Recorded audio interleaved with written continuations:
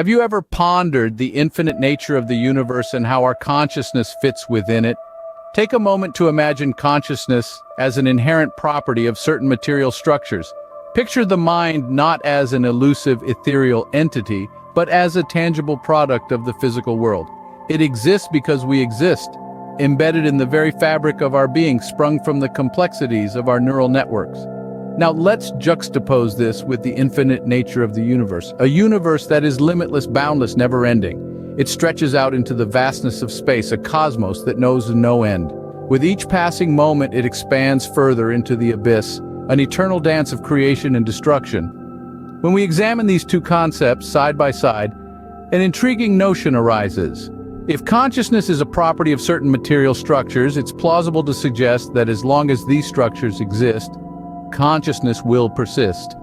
In an infinite universe, the likelihood of these structures recurring, and hence consciousness re-emerging, is high. This leads us to a profound, if somewhat unsettling, conclusion. Just as joy and happiness are part of the human condition, so too are pain and suffering. They are experiences etched into our conscious existence, as much a part of us as the neurons firing in our brains.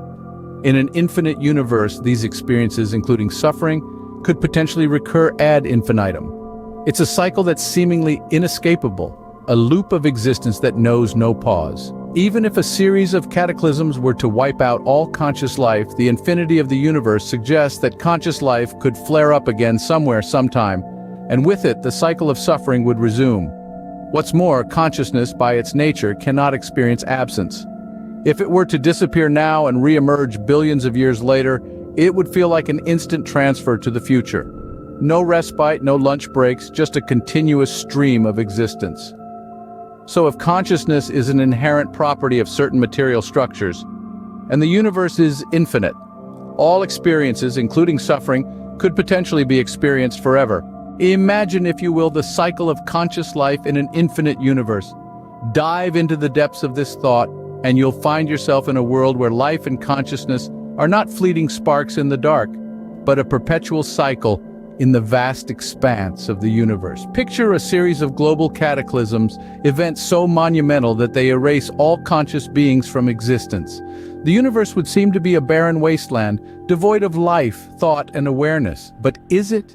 In an infinite universe where the possibilities stretch as far as space itself, the concept of end is but an illusion. The idea of conscious life being permanently extinguished becomes less probable. Instead, the likelihood of life, conscious life, re-emerging, reigniting somewhere in the cosmos becomes quite high. Consider the existence of consciousness. It is an entity that cannot experience the absence of existence. It cannot perceive nothingness. For consciousness, the interval between its disappearance and its re-emergence, even if it spans billions of years, would feel like an instant. A blink and it's back, rekindled in a different time, a different place, perhaps even in a different form. This cycle of conscious life, of existence, non-existence, and re-existence is perpetual and continuous in an infinite universe. It's a dance of consciousness, a rhythm set by the cosmic orchestra, moving to the tune of time and space. But what does this continuous cycle mean for us? For our understanding of life, of existence, of suffering?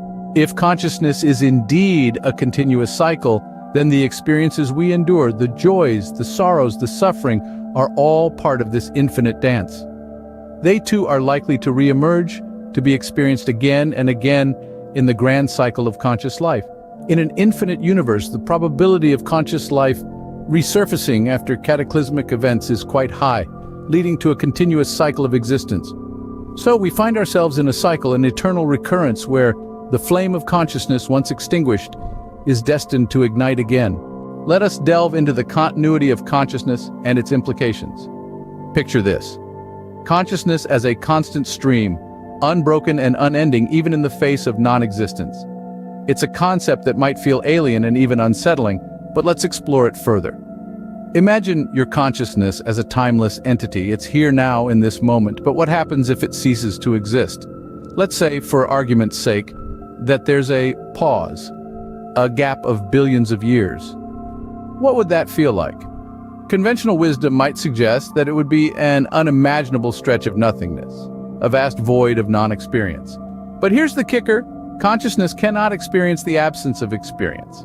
It can't perceive nothingness because there's simply nothing to perceive. So what happens then? From the perspective of consciousness, this gap, this billions of years long hiatus would feel instantaneous. No passage of time, no sense of waiting, no awareness of the void. One moment you're here, the next moment you're there, billions of years later, without any sense of the interim. There's no pause button on the stream of consciousness.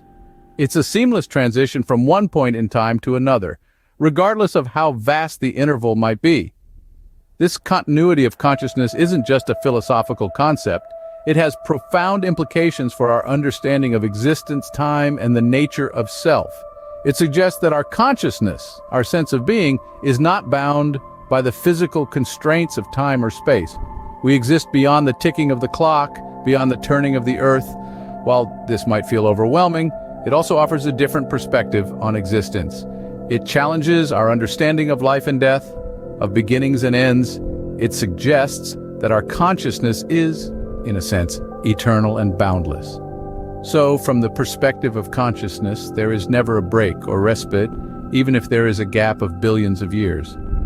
The continuity of consciousness is unbroken, unwavering, and unending. It's an infinite stream in an infinite universe. Now, let's consider the notion of eternal suffering in the context of an infinite universe and continuous consciousness. In this vast tapestry of existence, where consciousness may be an inherent characteristic of certain material structures, the cycle of life, suffering, and death could potentially be infinite. But what does this mean for the concept of suffering? The word suffering often evokes images of physical pain or emotional distress, but in this context, we're referring to the inherent struggles of existence, the inevitable trials and tribulations that come with being a conscious entity. In an infinite universe, every possible scenario is likely to occur at some point. This includes the birth, life, and death of conscious beings, and with each cycle of life comes a new wave of experiences, challenges, and yes, suffering. Now you might be thinking, what about the periods of non-existence? The gaps between one life and the next? Here's where things get interesting. Consciousness, by its very nature, cannot experience non-existence. If your consciousness were to cease now and resume in a billion years, for you, it would feel like an instant. There would be no break, no respite, just an immediate transfer to the next conscious moment. So in this context, the concept of eternal suffering takes on a new dimension. It's not about continuous torment in a fiery pit, but rather the unending cycle of existence and the inherent struggles that come with it. It's not a comforting thought, is it? But remember, this is just one perspective, one possible interpretation of the nature of existence in an infinite universe. And yet it's a perspective that brings a new level of urgency to our efforts to alleviate suffering, to create a world where conscious beings can thrive rather than just survive. Therefore, if we consider the notion of eternal suffering, it could potentially be a reality in an infinite universe with continuous consciousness. Given all we've discussed, one might wonder, are we already in hell? We've journeyed through the vast expanse of consciousness and the infinite universe, delved into the cyclical nature of conscious life, and pondered the continuity of consciousness. We've also dissected the concept of eternal suffering. Now we find ourselves faced with a provocative question. Let's consider this. If hell, as it is traditionally understood, is a state of eternal suffering, and if consciousness and the universe are, as we have been discussing, then could we be experiencing a form of hell right now? An intriguing thought, isn't it? We live in a universe that's potentially infinite, filled with countless possibilities. There's a chance that conscious life, with all its triumphs and tribulations, could keep sparking into existence again and again. The cycle of joy and suffering, birth and death, creation and destruction might continue endlessly. And then there's the peculiar nature of consciousness. It doesn't recognize non-existence. It cannot comprehend a break, a pause, or a complete cessation. Even if it were to disappear right now and re-emerge billions of years later, subjectively it would just seem like an instant transition, a blink of an eye. There's no respite, no lunch breaks, and no escape. When we put all these pieces together, it paints a rather unsettling picture. An infinite universe with recurring conscious life, experiencing a continuous stream of existence without any breaks that's filled with moments of happiness but also periods of suffering. Does this not echo the concept of eternal suffering? Does this not resemble our traditional understanding of hell? It's a thought that might be disconcerting, even disturbing. But it's a thought worth pondering, a question worth asking. And so we leave you with this thought. If hell is eternal suffering, and if consciousness and the universe are as we've discussed, then perhaps we are already in hell.